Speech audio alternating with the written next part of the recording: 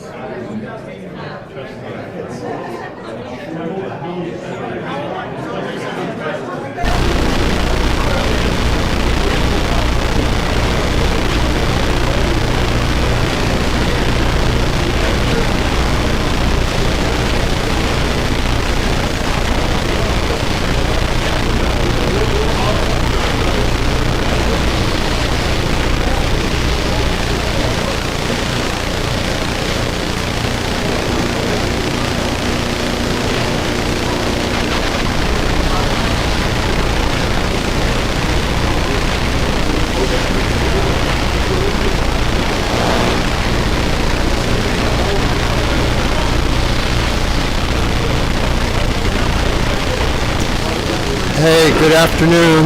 Is it on? How do I flip it up? Press to go round it. You press.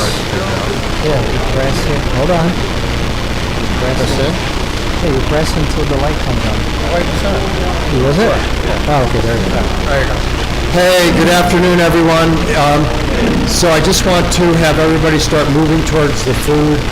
I know there'll be a little line, but as soon as you get your meal, sit down, and we'd like to begin. So, food is being served.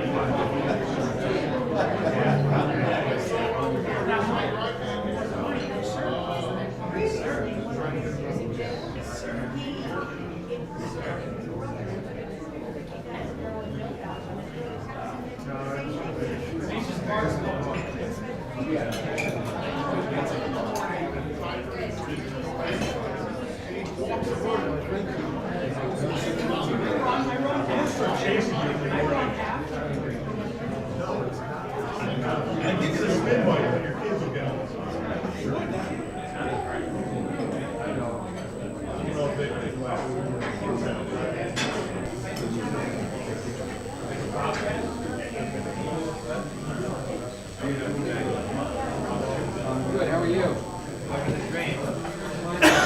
Hey, John? So I'll get you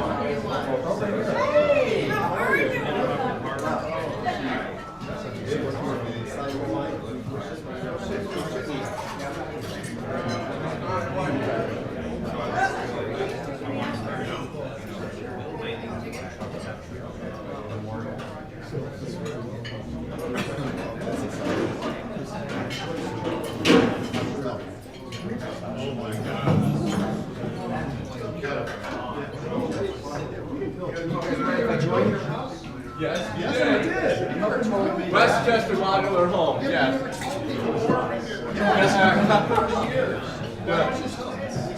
Westchester Modular Home.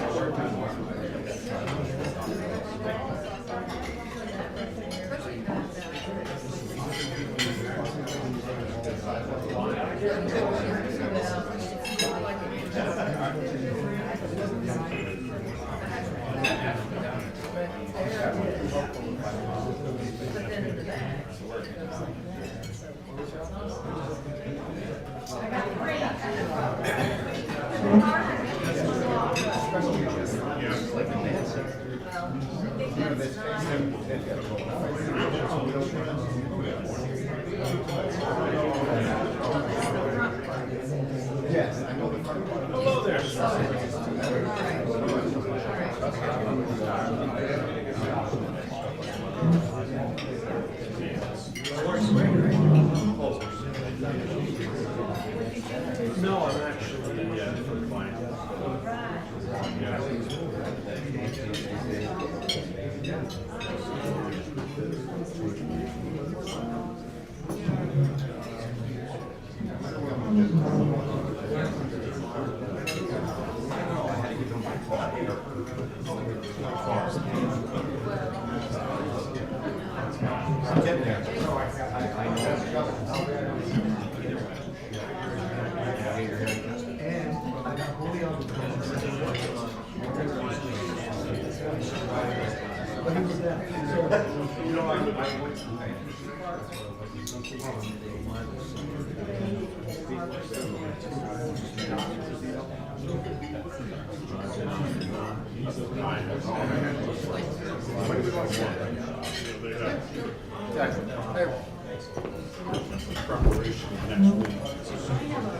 Hey, good afternoon, everyone. Everybody can hear me okay?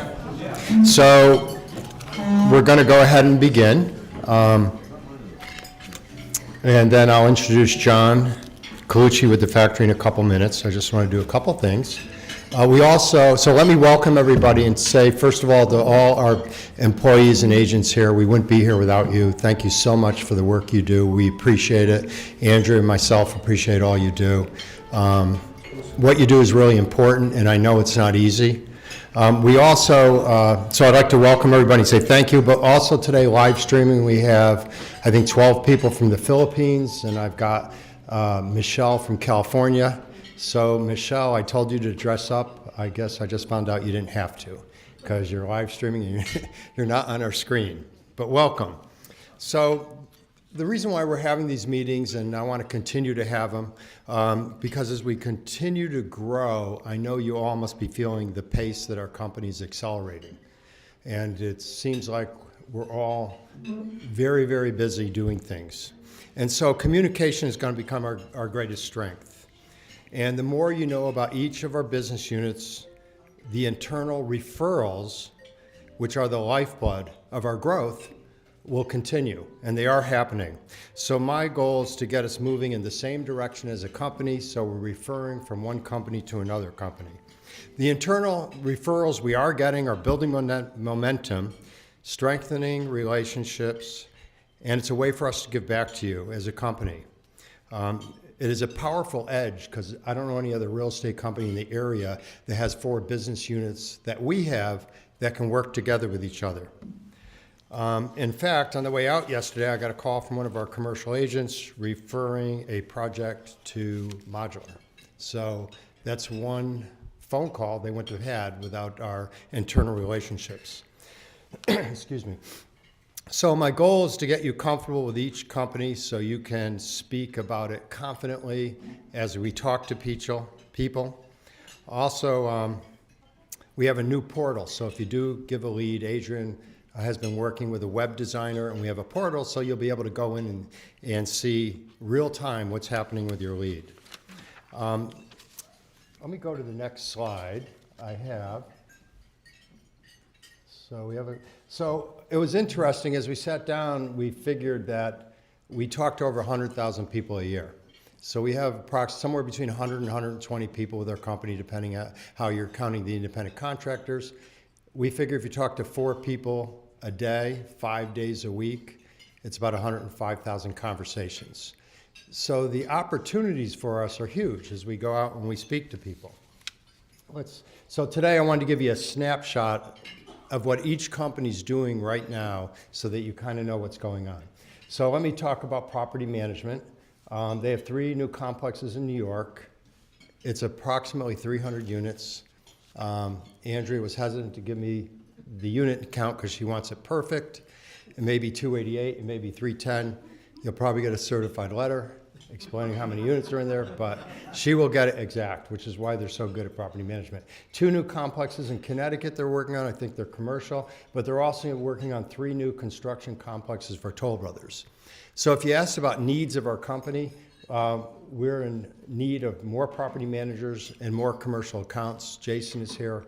If you know anything, refer it to him. Next snapshot. Okay, company by company snapshot, commercial and new development. This is our commercial. So the grocery store is opening, they're going for their CO this afternoon. So they're opening next Tuesday, hopefully, before Thanksgiving.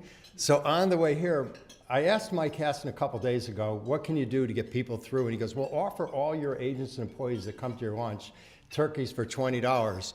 On the way here, he said, turkeys are free. If you want to go, you have to sign up. He has to have your name. Your name will be given to the grocery store in Brookfield. And anybody that came to this event, just sign. Adrian will put a sheet in the back. And if you sign up, you need to go to the store. You have to go to the store, and you can pick up a free turkey. Hopefully you'll buy something else and get used to the grocery store. We're real excited about that grocery store. We also have a new development going on. Hal Kerfus and Ernie Badillo are handling 17,000 square feet. It's a retail center being built right in the center of Rivington, which is where the Summit is and all those toll houses. So we were already getting calls on that, and I think we've already written what's called a letter of intent for somebody to lease it, but we're real excited about that project. So this is just a glimpse of what the companies are working on. Next slide. Okay, so right now, Westchester Modular Home has 14 construction projects going. Joe Enright and staff are doing an amazing job, along with the factory. So they have 14 construction projects going, anywhere from 850 square feet to 6,000, which probably represents in monies anywhere from 400,000 to $2.5 million dollars to build that. We're also doing a 12-unit tiny home project. It's really the first tiny home project in the area. It's going in Newtown by Mitchell's gas station. The 6 of the units are already delivered. Another 6 are coming in a couple weeks from the factory. And I'm already getting calls on it for people that want to go on a list to rent. So that is going to be very interesting. We want to see how that comes out, and we will probably, when we have a certificate of occupancy, have a little party there for everybody so they can look at them. Next. Okay, so residential real estate is always busy. As you know, there's very hard to get listings nowadays because there's not much for sale. So we've come out with a couple programs. We call it Stage It Forward. I don't know if it says exactly what it does, but we combined our resources with Desmond and Property Management. And if somebody's selling a home and it will sell at a higher price because it needs a new kitchen, if it's a flip, we'll actually go in and do the work, whatever, you can read it, painting, flooring, whatever it takes, probably up to about $50,000 worth, depending on it. We'll obviously put a lien on the home, and we're going to want the people to know the people are going to sell it, but it's a no interest type of deal, and we call it Stage It Forward. We've already done it a couple times. It works really, really well. And it'll help people sell their house for a higher value. So I just want to make, and anybody could use it as long as they're going to sell the house. We don't want to have to, foreclose on them in a couple of years. That wouldn't be the right thing to do, but it will say that they need to sell it within a year. So we have to look at the sales price and everything. Okay, next thing I want to talk about, we call it homeowner harvest, and I give Adrian a hard time. We're not growing corn. It's just the name we gave it. But it's kind of interesting. It's a software product that we have altered, I'll say. And we have another software project called the Web Scraper that my children helped develop. But what this is, we're not using it to the extent we have, but it's available to everybody. We can actually draw a circle around a town and get everybody's email and text and name, and we can do it by demographics, by segment type, by ownership length. It gives us all their information. I mean, there's no hiding anymore. I can do all Danbury. I can do all Connecticut. It takes no time to do it all. It's very, very interesting what we do here, and I want to make sure everybody's aware of it and to use Lyra and Justin in our department, as well as we don't have a slide for Justin and his podcasts, but podcasts are back in. All right, let's keep going. So I thought I would just recognize the people that have given leads in the last 30, 45 days. Karen's not here, but Karen Vizera. Jason is. Jason, thank you. David Dillman, thank you. PJ, Andrea, Eric Gaines. Eric, thank you. We just listed a big warehouse from you. Thank you. 58,000 square foot. Yep. Kath, how big is it? It's 58,000. 58,000 square feet. It's somewhere up north. Kathy Ferris, Adrian, Anthony, Axel, Julie Hahn, and Doug. So those are all people that have given us things in the last few weeks, I should say. Let's see what else. Oh, one other thing I want to do is I like to recognize somebody each time we come here, because our vision statement is building a company that honors God through excellence and integrity. That's our vision statement if you look it up. And I like that because I like helping, I'm not going to say the little people, I like helping everybody that calls, no matter what the issue is. So sometimes we have some agents that go out of their way. So I'm just going to read you a little bit. Our award for this meeting embodies what we stand for compassion, leadership, and stepping up when no one asks you to. This month's recipient is Jan Jagish. Jan, thank you very much. And it deserves an applause even before I read Jan. Thank you. She goes out of her way on everything. These are just three of the things I know she did, because I just called her on the phone yesterday, and I said, Jan, I know you're involved in so much. So over the past year, Jan just didn't volunteer, she led. She chaired the hospice golf outing, which takes an incredible amount of coordination, heart, and follow-through. She then organized a major food drive for the Association of Religious Communities, helping families in our own backyard who truly needed support. That wasn't enough. Jan made a personal, selfless decision that says everything about who she is. When one of our clients had to be hospitalized, Jan stepped in, took his 2 dogs into her care, found a loving home for him, and then raised $1,000 to help the owner give them the care they deserve. That is not something you do for recognition. That is something you do because you have a deep sense of humanity. So on behalf of all of us, I want to thank you, Jan, for everything you do. You've shown what it means to go above and beyond. Every time I talk to you, we're proud to honor you with an award that didn't come in yet, okay? But you will get it, and even prouder to have you as part of our team. Okay, with that being said, I want to get right to John. And John, let me give you an introduction. What's up? There's one more? Sorry. So, let me just talk. So you have up here the Futures Here factory-built homes. I was talking to John before I introduced him. When I went into business with them over 600 homes ago, I've known John 30 years. We had to explain, we always said that factory-built homes are the future. We'd say that to everybody. It'll be the future, but the future is absolutely here. When I make phone calls and I talk to people that call just randomly, it's like I say, it just seems like every stick builder in the state's trying to buy from the factory. And the reason why is we have a labor shortage. They control the costs, which is huge. And I'm going to let John take it and tell the reasons why. But I'm just going to say the future is here for factory-built homes. There's no doubt in my mind. So in introducing John, I went on the website, and John has been with Westchester Modular Homes since 1989 and in the modular industry since 1984. He has a BS in marketing and is the past president of the Building Systems Council and Modular Builders Housing Association. His primary responsibilities are sales management and in our 9-state market area where they deliver and overseeing the marketing plan for the company. He is supported by strong sales and marketing professionals. Don't come up yet. So I got you never knew that this is on the website. It's just, it's probably changed, but Westchester is known throughout the industry as a premier factory builder throughout the nation. So on a personal note, thought I'd say something since that seems so old to me.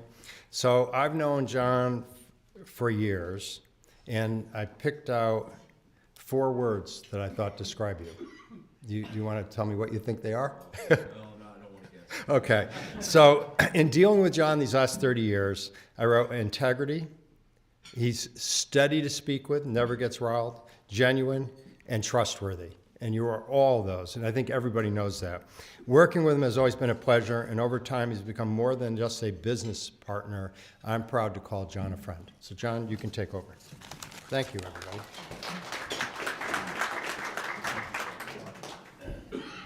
Well, thank you for that introduction, and wow. We have enjoyed a great relationship with the Scalzo organization since, 1986, I think. And they have done over 600 homes, so we very much appreciate the relationship. Probably one of the more long-standing relationships that we've got with builders out there, among a couple of others, but that's kind of rare today, as many of you probably know. So just a couple of words. One, I want to make sure, who's in charge of the turkey list? I want to make sure I'm on that list to get my free turkey. Who's that? You're in charge? Okay, John Colucci, C-O-L-U-C-C-I. Just tell him I'm an employee. Don't worry about him. That means you don't get a factory ham, I don't. Oh. Ooh. All right, I'll get you on the ham list. Don't worry. By the way, hi Philippines. Glad you joined us remotely today. So I've kind of been blessed. I got into the real estate business and the modular business very early on. My father was involved with a real estate company down in New Jersey. And it was kind of neat because I was selling in a large subdivision for them. It was a conventionally built subdivision. And the company had a town hall meeting similar to this. And they announced that they were opening up a modular factory out in Pennsylvania. So I said, wow, that really sounds cool. I was young, 20-something years old, early 20s, and I said, wow, that really intrigues me. So I went to work for them. I had a huge territory, and this is just kind of tailing off of what Paul was talking about modular is the future, and it is here. So we've been hitting that mantra since I got into the business, and I will tell you this, it's been interesting for me to see this industry grow from what was very much a Henry Ford theory of housing. When I got into this business, there was a brochure. There were 8 homes in the brochure. You could not customize anything. You couldn't change kitchen layouts. You could have any color you want as long as it had a black roof and beige siding. You couldn't change kitchens. You couldn't add footage. You could do nothing. It was very much production-oriented housing. And what I've been blessed with over the years is seeing this industry go from building just ranches. I think I won the award for selling the first colonial back in maybe 1985. And seeing this industry go from a very production-oriented type housing program for modular to completely custom, which I'll explain to you when I get into the slideshow today. So it is here. We've been talking about how, belonging to a lot of the modular organizations, how are we going to get our industry into it? I mean, back when I got into the business, we were literally just 2% of the total housing starts. I think we're still very small. I think we're still only like 15%, but that number is growing exponentially every year. And that dynamic kind of happened over the past 5, 6, 7 years. And it's relationships like we have with Paul, where doing over 600 homes, people are much more educated today about modular. They understand that it's not just mobile homes. So I've been blessed to enjoy that. So let me hop into my presentation here. If I can get my mouse to work. So let me start out by just telling you what we build. So 90%, maybe 80% now of what we build at the factory are custom single-family homes. By the way, we do deliver to a 9-state area, including Martha's Vineyard. That does not make us an overseas manufacturer. That's about as far as we're going to go, putting modules on a boat and bringing them overseas, although we've been asked to go further. We're not doing that. We just delivered a 22-module home out to Martha's Vineyard, just to put it in perspective, that we set in just a 3-day period of time. Because we build in so many different markets, we do build homes from 900 square feet to 9,000 square feet. We actually built our first modular mansion with Paul down in Greenwich, Connecticut. I don't even remember the year. That was many moons ago, and we were very apprehensive about building it back then because, geez, we never built anything that large. So Paul really kind of pioneered that along with the factory to build that very large house. To give you a perspective, the typical house going through the factory today averages about 2,600 square feet. And it comes in anywhere from 2 modules all the way up to, like I just said, a 22-box house that we delivered out to Martha's Vineyard. So it's single family. We do a lot of tear down, rebuilds, and additions now. Second floor additions are very common, side additions. You know, we all know that trying to find land today is very difficult. So we have a lot of people coming to us and to our builders saying, hey, I love my neighborhood. I want to stay here. I can't find another piece of land. I've outgrown my house. It's old. And we do complete tear down and rebuilds. And in some cases, we've been able to actually use the existing foundation. Townhouses have become a much larger part of our business at the factory, along with apartment buildings, especially because of the cost of housing and rental units today. We see building a lot more townhouses, duplexes, and apartment-type buildings. I'll get into our gallery of homes on our website in a minute. By the way, if you haven't been to the website, go to the gallery. You will see, and I'll get into it in a little while, but you'll see everything that we offer, from ranches to capes. There's Matterport tours on there that people can go, and you can do your own walk through those tours, although I'll show you some of those today. So let's talk about what is a modular home. And the reason I ask that question, or I try to explain it, is, you know, when I first got into this business, I used to have to drag people by the shirt collar to take them to the factory to show them we're not building HUD code homes. We're not building mobile homes. And over the years, that kind of myth has been dispelled, but it still exists out there. So this is my little funny slide about a modular home park, okay? Obviously, it's somebody's funny rendition about a mobile home park, but the difference between HUD code housing and modular housing, first of all, there's 2 similarities. Yes, they're both built in the factory. That's true, and they both get delivered over the road to their final destination. That's the only similarity that there is. HUD code homes are built to a HUD code, which was developed by our government to provide for affordable housing. As a factory, we build to the same exact code requirements that you would build if you were building a conventional home. There's a third-party approval process. We are very highly monitored at the factory to make sure that we're meeting those code requirements. We're required to send our plans out to this third-party agency for approval to prove that we're meeting the code requirements. That's what Paul and the rest of our builders use to go and pull their building permits.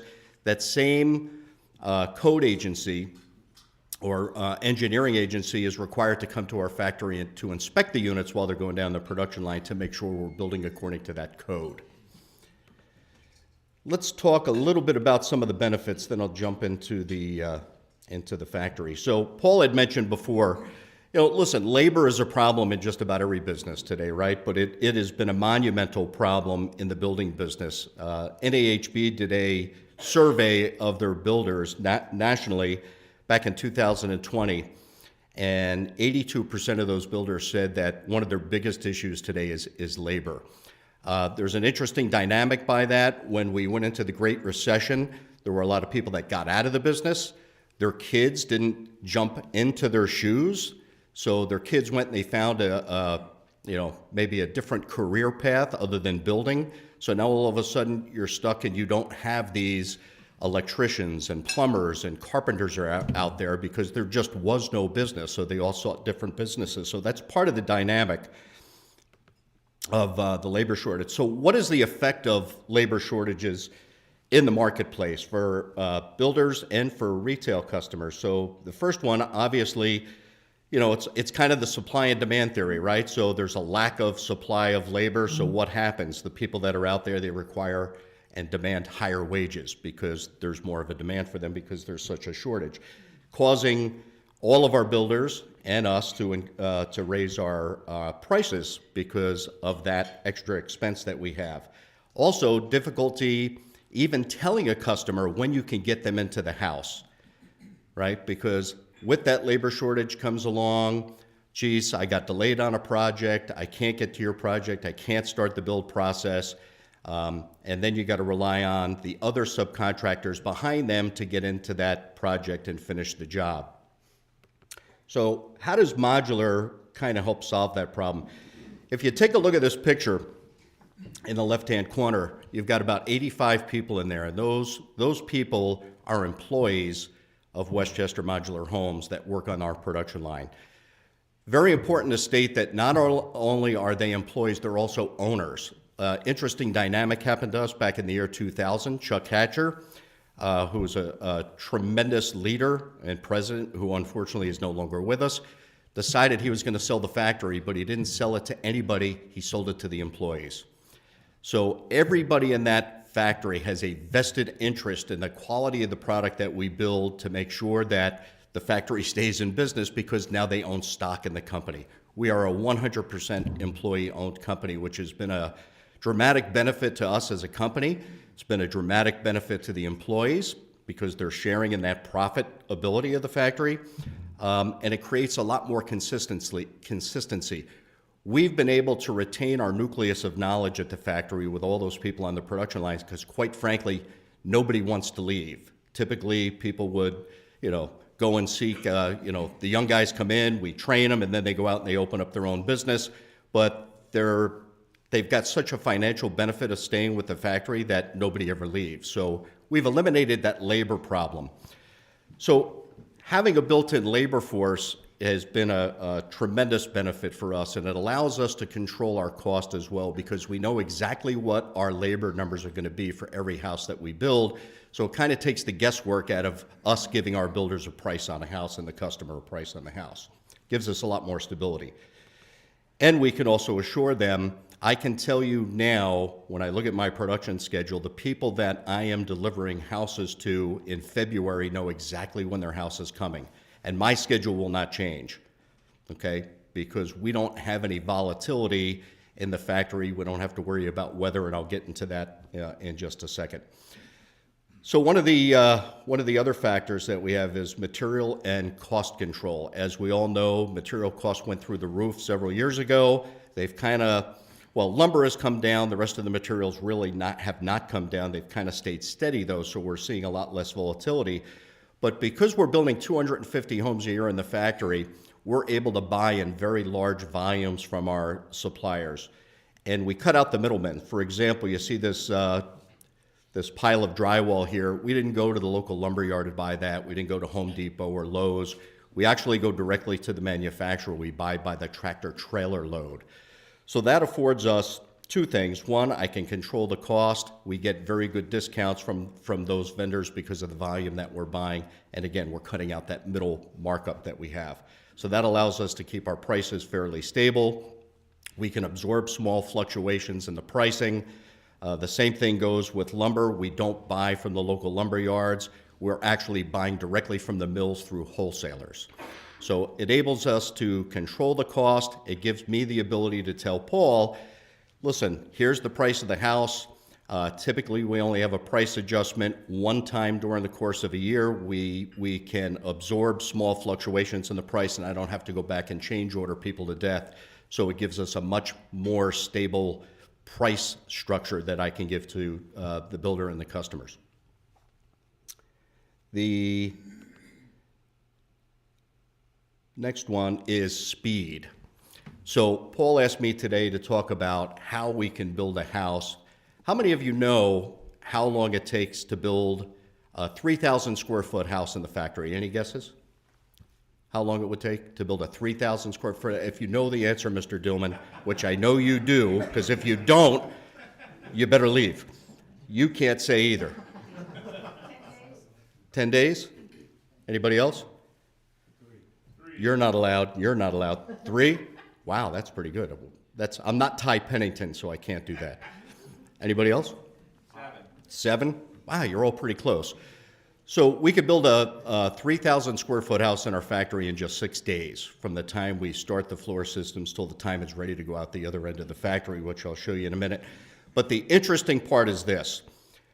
While Paul's putting a foundation in the ground, I start the building process before that foundation's even in. Unlike conventionally building, where you've got to wait for the foundation to come in, then you got to wait for the lumber to be delivered, then you got to hope the framer shows up on time, all right?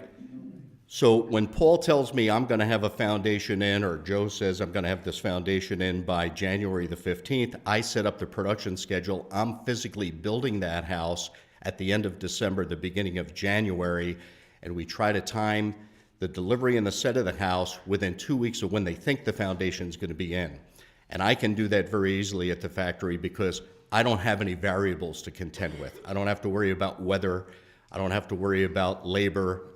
I simply just don't have delays, so we could be very accurate.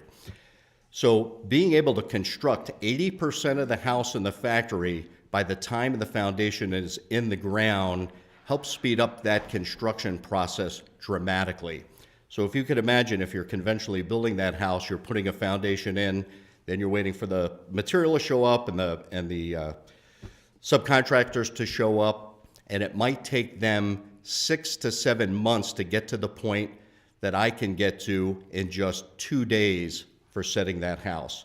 So when you take a look at this house down on the bottom left, this is a 3,200 square foot house with a turret and a turret roof on it, hip roofs, reverse gable. This house was set in 2 days, within a week or two of the foundation being in the ground, and it was 80% complete.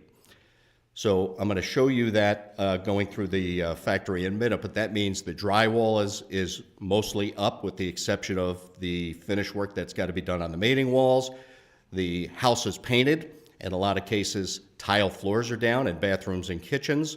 Kitchen cabinets are in, countertops are in, faucets are in, bath fixtures are in, light fixtures are in. There's some connection work that has to happen once we set the house on the foundation, which I'll explain a little bit better in a minute. But again, I've catapulted that project 6 months, at least 6 months ahead of where they would have been if they started conventionally stick building. So with that, what happens is, first of all, you can tell the customer, you can give them a much better idea when they're going to be in the house. Number one. Number two, we're saving the customer. Are there bankers in the room? Where are the bankers? Okay. They actually like this, even though that customer is paying less interest on the construction loan because we've sped up the process, maybe an additional 6 months. You can now turn your money and go to the next job, right? So you can charge that point that you get, or 2 points or 3 points. Just kidding. That, you can turn that money to the next job, but there's a cost savings to the customer. There's that soft cost savings because they're not paying interest on the construction loan for a year. They might only be paying it for about 6 months. So there are some soft cost savings there as well. Beyond the speed, if on a lot of the projects that we've done, and we've done some projects down on Long Island with HUD, we've done projects with Catholic Charities, and understand that from the factory, when you're dealing with a job that requires prevailing wage rates, we are exempt because the prevailing wage rates only apply to any construction that's being done on the physical job site. Because I'm building off-site construction, I'm delivering product with non-prevailing wage rate labor, saving that builder or developer a tremendous amount of money not paying those rates. So the only thing that I've got to pay prevailing wage rate on is my set crew down there, which is a very small part of our total invoice price. So huge benefit there as well. With that, let me jump into the factory and give you some perspective. So We're building right now about 13, 14 modules per week. The average house is about 3.5 modules. It's actually 3.4, but I know you're going to try to wrap your head around that. How are you doing 3.4 modules in a house? That's the average. So we've got a 110,000 square foot factory, and just to give you some perspective, I don't want Justin to yell at me because I'm not on the mic. Just to give you some perspective, I'm standing up on a mezzanine right now in the factory, and I'm giving away some of my secrets, but this is 110,000 square feet. So everything we do in the factory, every component that's cut, every module that's built. I'm sorry? What happened? Justin, help me out.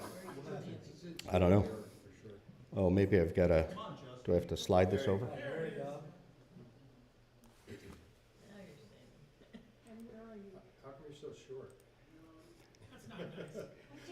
I am short. I can't see it. You're a funny guy. All right, hold on. I lost my screen. So you got your screen. I lost mine.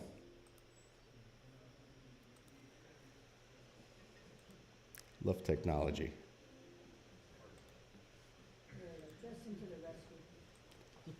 Trying to get there, Justin. How do I? I'm right there. Video? What is it? No, it's Matterport. Oh. So, And I have it open here. yeah, it's actually, look. So you actually have, you're gonna have to like mirror your screen.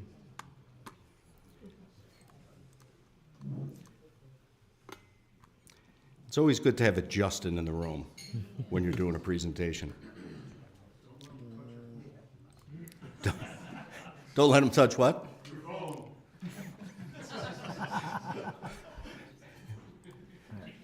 Why, will he hear all my conversations then if I give him my phone? So, Oh, there we go. okay. Nice job. Thanks, Justin. All right. So here we are in a 110,000 square foot factory, and again, I'm standing up on a mezzanine just to give you some ideas to the... I don't know what I'm hitting here, Justin. Well, you don't have a Mac, that's why. Wow. Okay,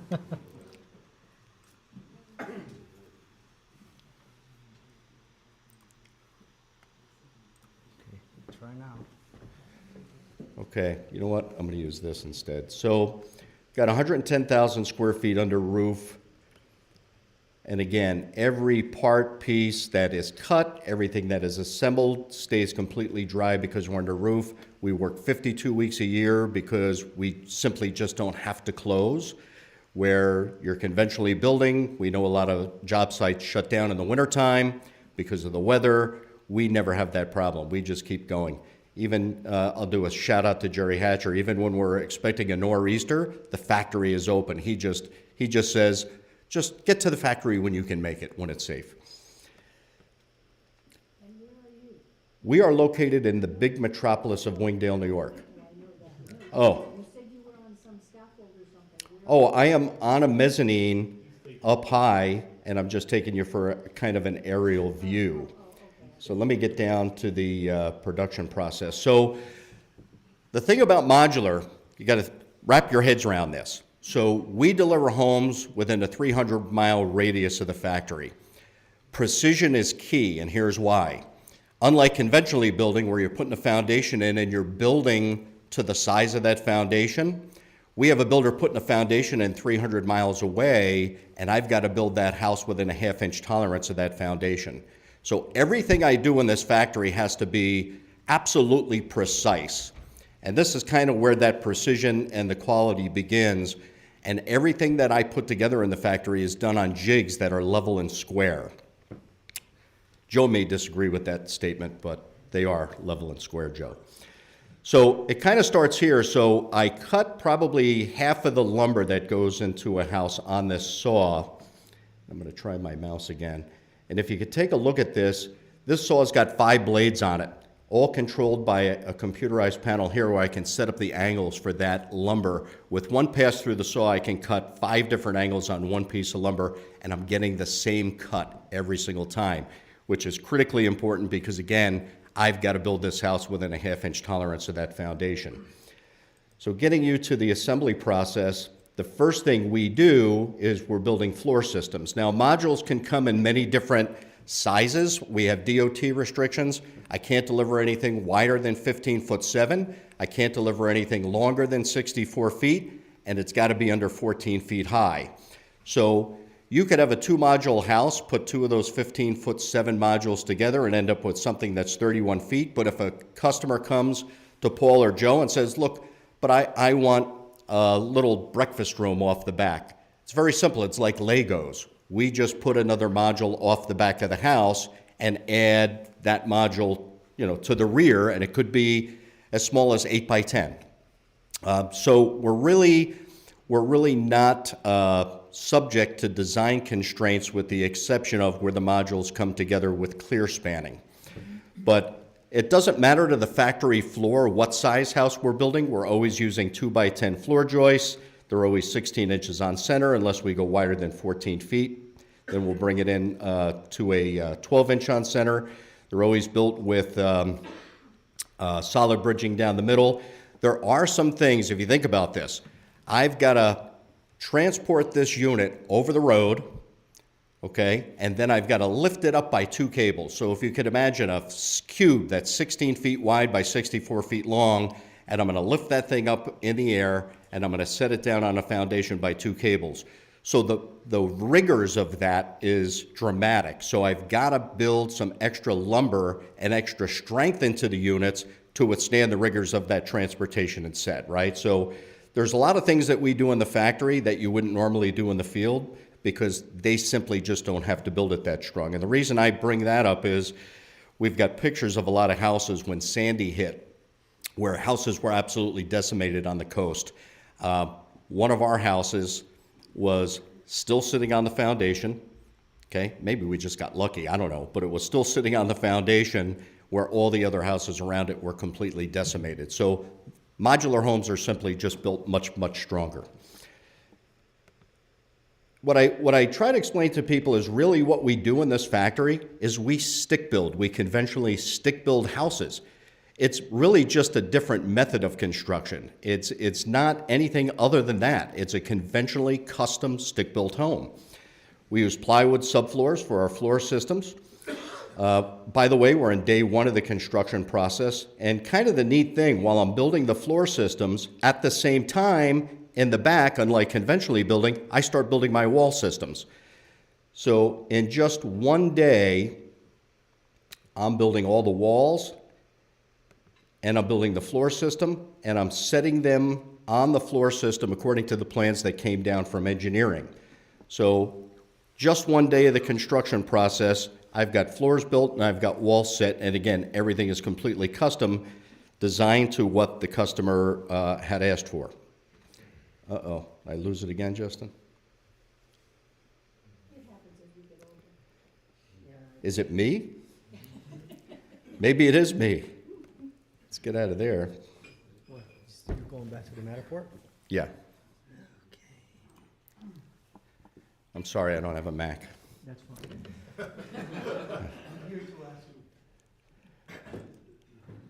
So the interesting part is now that the framing is up, at the same time, I could build my ceiling and my roof system. So I very simply laid down drywall, 5/8 inch drywall, same if not better materials that you would use when you're conventionally building. I set my ceiling joists in place.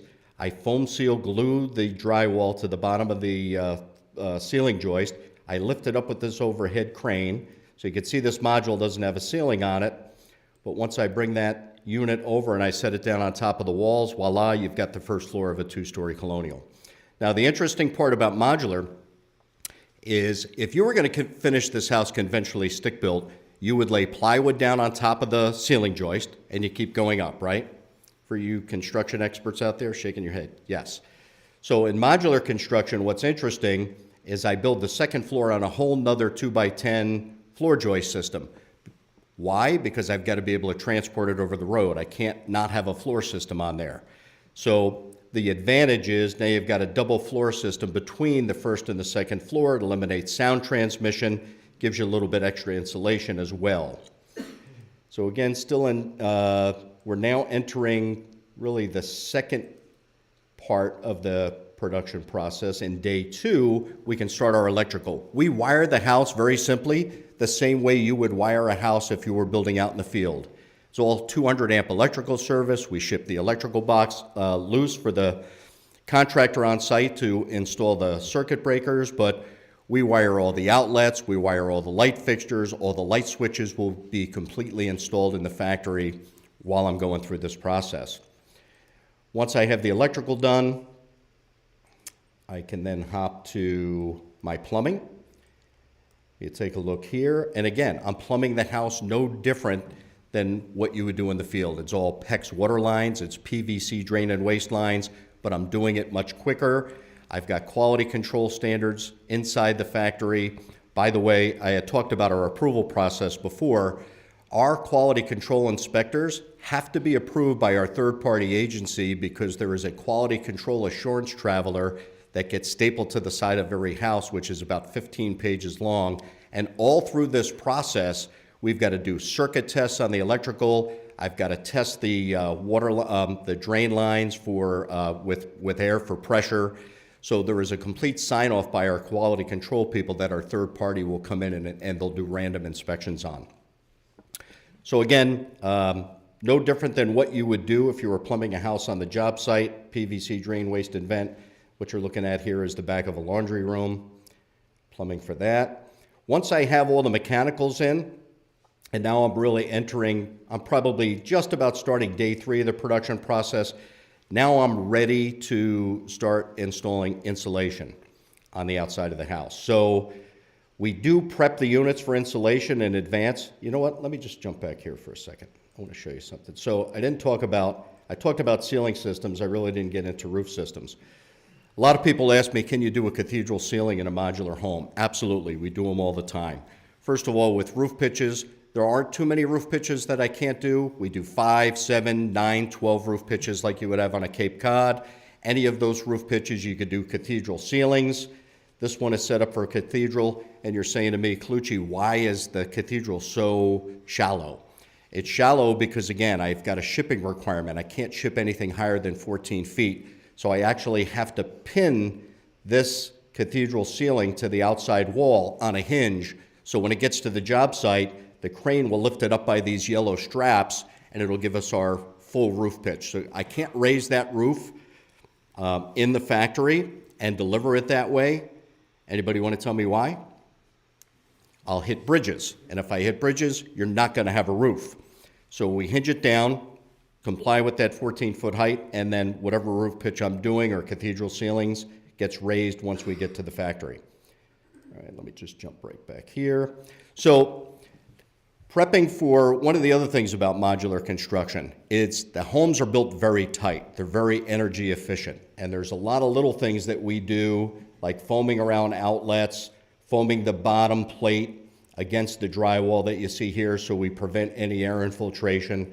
Then I can start insulating the outside walls. So we use an R21 bat insulation in the outside walls because it's all 2x6 construction, 16 on center. There's some options for insulation. There's a lot of states now, and this is very interesting because Massachusetts is probably one of the worst, with the, they have something called a stretch code, and it's a stretch energy code. So in the state of Massachusetts now, we've actually got to be 15 to 20% better on our energy than what the code provides. So that's a state of Massachusetts code requirement. And in order to comply with that extra insulation value that we have to meet that 15% better than what the code calls for, I have to sheathe the house with plywood, which is our standard, over the top of the bats. And then I have to add 1 inch of polystyrene on the outside of the house, just like you see here, in order to achieve an R27 outside wall. A couple of other options, a lot of you have probably seen on HGTV or any of those other building shows where they go in and they do spray foam insulation. That's called an open cell insulation. We can also provide that in the factory. We just obviously eliminate the bat insulation and we spray the bays with foam, shave it down, and then sheathe the house with plywood. As far as sheathing goes, some builders will opt to go with zip bar sheathing. like I said, everything is custom. There's not a whole lot that we can't do in the factory, so if somebody wants zip bar, which has a built-in air infiltration barrier, we can install that as well. Taking you down a little bit further, we're really probably entering day 4 of the process right now, just to give you some perspective. You can see the drywall is all hung. Everything is taped and spackled. We use Anderson windows. I don't use any other window other than Anderson. And it's Anderson du jour. It could be 200 series, 400 series. They could be black, they could be white, they could be green. You can pick different grill patterns. This is all done during the design process. Dave and Joe and Derek and Rob, where is he? He's here somewhere. We use a architectural program to design homes with customers. And if you go on our website, you'll take a look at that. It's called Chief Architect. So in the design process, that customer could tell us they want double hung windows, they want casement windows, and in real time, in 3D, we can design that house with the customer in advance. So again, they've got a lot of different selections to choose from, but the window schedule is whatever Anderson offers we can install in the factory. The windows get trimmed in the factory, a lot of different options for customers to choose from there. Ceramic tile, as I mentioned, can be installed in the kitchens and the baths. This happens to be a kitchen. You can see we've already prepped for the outlets in the kitchen. This is the mating wall. This is the point where one module will come together with the other module. So what you're looking at here are temporary walls just for transportation. Those will come out once we set the house on the foundation. And if you take a look up here, not there. All right, take me back in. There we go. So a lot of people say, well, if there are 2 modules, am I gonna, can I eliminate walls between the 2? The answer is yes. So if you've got a 30-foot wide, 2 modules come together, you're 30-foot wide, and you want a 30-foot by 18-foot clear span room, absolutely. What we do is we just bury microlam up in the ceiling joist to support that load going across, and very simply we hold the drywall back. We ship the drywall loose for the builder to finish that opening, because I can't do it in the factory, obviously. So to make that transition, that's just something they finish in the field, and that completely disappears. You had a question? Sure. In the construction photos you've shown us, everything is wood. Is there a reason why you're not using aluminum studs at this point? Or is it, There really isn't a need to use aluminum studs in the factory for the kind of product that we're building. If we were going to get into very large commercial structures where you had to use materials that were non-combustible, we don't do that in the factory. It's just not very applicable to how we build at the factory. There's not many manufacturers that do that. There's a lot that have done that in the past that are no longer with us.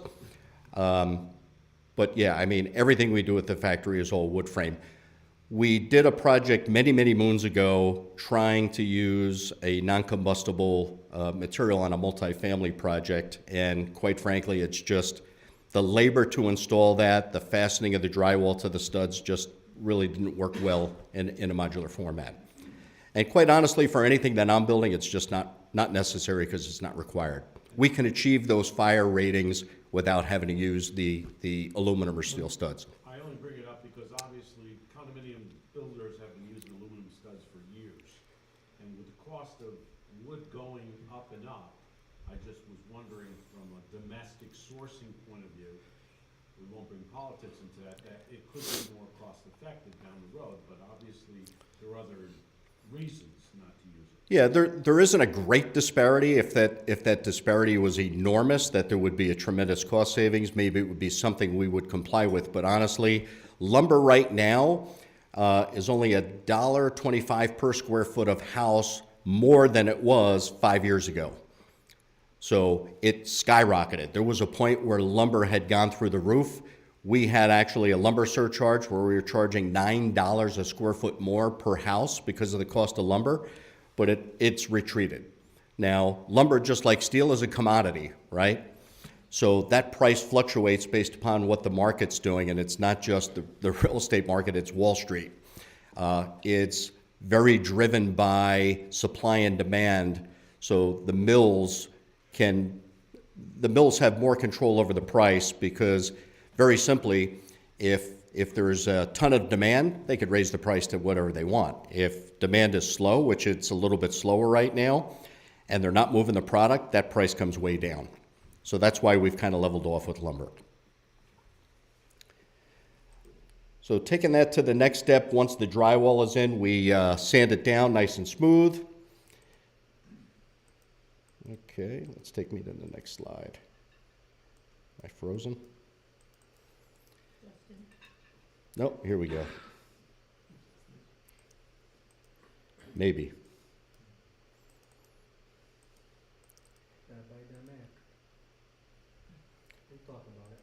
What's that? I think, Justin, you should buy me a Mac to do these presentations. What do you think? You could put in a request to Paul's philanthropic organization and see what we All can. right, let me hop out of there, try to refresh here. I don't know what's going on.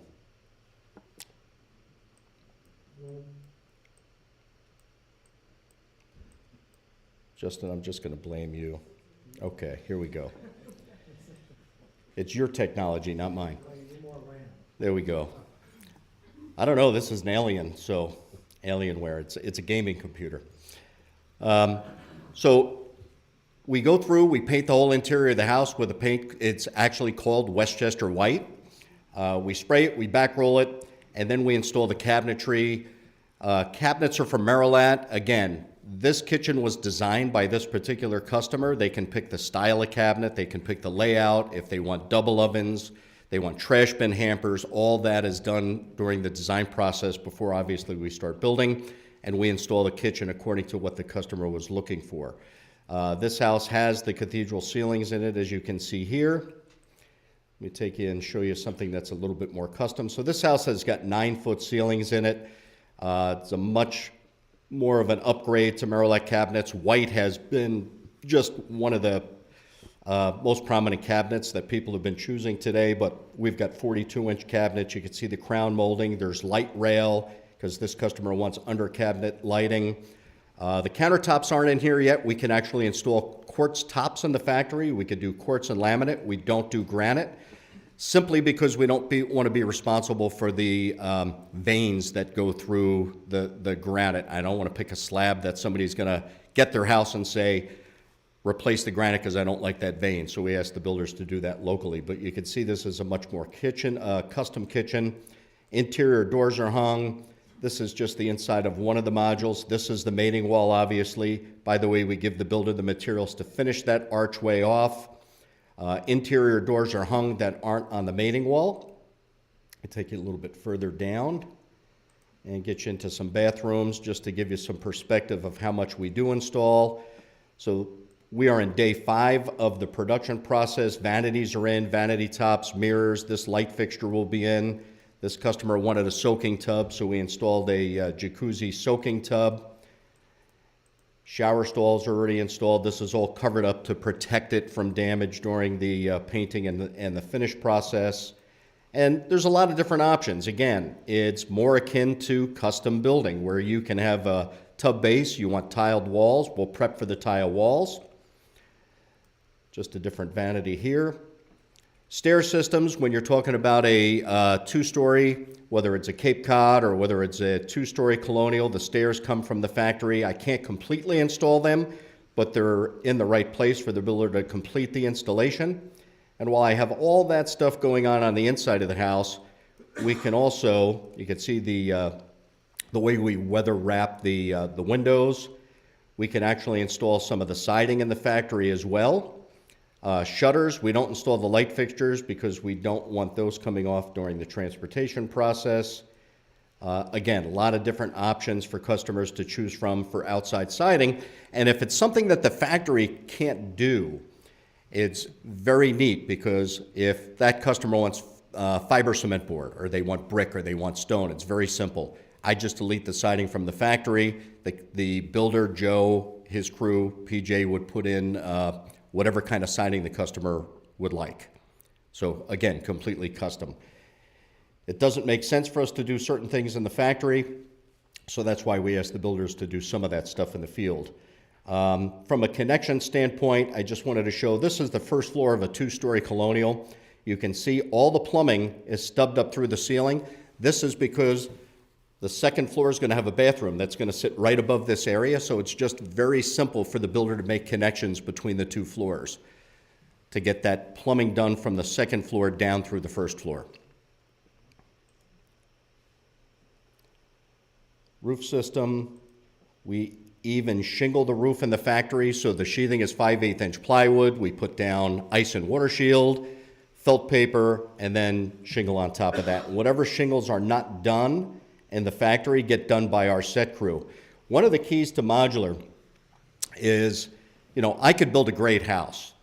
PJ could put great foundation in the ground.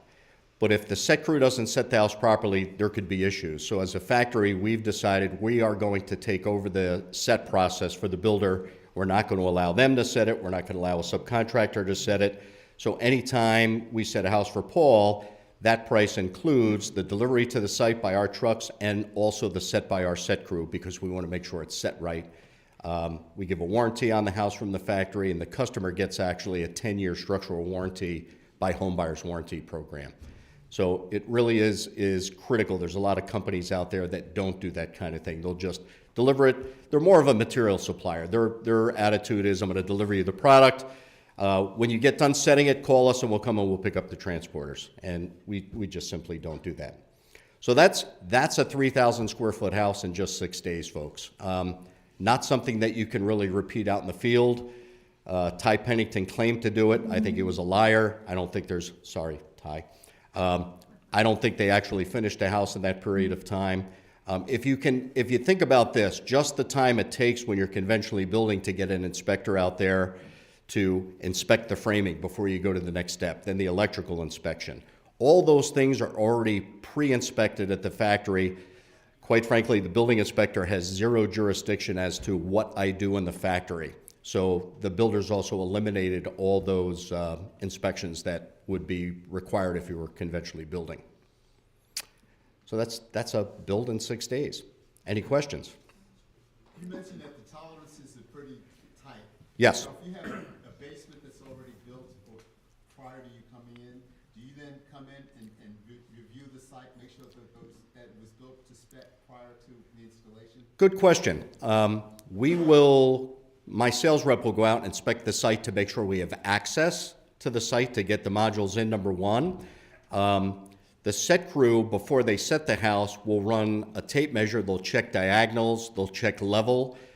Sometimes you could have a small dip in a plate that's on top of a foundation. We tell them that they've got to shim that before we set the house. Otherwise, that house eventually is going to settle to that dip and you're going to have a problem. Good question. What's the price range for this package per square feet? There's such a huge range. I mean, I will tell you this, that when I'm doing this for the retail public, I will tell them you could be anywhere from $280 a square foot up to $4.25 a square foot, depending on site conditions. So understand that the price from the factory is there's no variable there. I mean, we know exactly what the customer wants. The issue with giving people square foot numbers, the variable costs are really on site.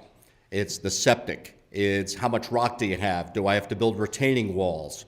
That can drive the price. You know, you could buy a lot and put a $15,000 septic in if there is such a thing today, or it could cost you $80,000 or $90,000 depending on soil conditions. So it's a very difficult thing for us to answer to a retail customer when they're coming to the factory. We tell them, listen, this is a process. You really need to meet with the builder. Let them evaluate your site. Let them take a look at your site plan. If it's Board of Health approved, they can take a look at what your septic design might need to be. But that's a very typical range. Yeah, what I'll say is, I mean, obviously, Paul's put us on for everybody to educate for modular and for us. So you guys have experts right there in the model that can meet with one of your clients, help you to qualify. We are the builder. We handle it from everything from when you're looking at that lot, we can go look at it with you or your client. Is there anything else you want me to hit? Doing the engineering work or the permits, we do it all. Oh, okay. So because I always be on time. Okay. Yeah. No, We thank do you. the best as far as I'm concerned for Westchester, so Alright. use us as a resource, and also remember that, your client that you bring to us, we pay, referral fees for that. And so, it's, houses just keep getting more expensive, so those referral fees keep going up, so it's a win-win for everybody, Water. for more work. And you guys bring us more stuff. You can drink, cheers. So I kind of want to keep us on time. Any other questions for John? Are you No. suggesting I talk too much? No, it was great. Built a house in 6 days, and in 35 minutes, you showed it. I just want to say thank you very much, John. Great presentation. Easy to talk to. We have a great team. We actually have a new salesman here named Joe that's on board too with Derek, and David's the sales manager. We have a new construction CM that's not here today, but I want to keep us on time when we do these. Okay, last announcement, 2 announcements.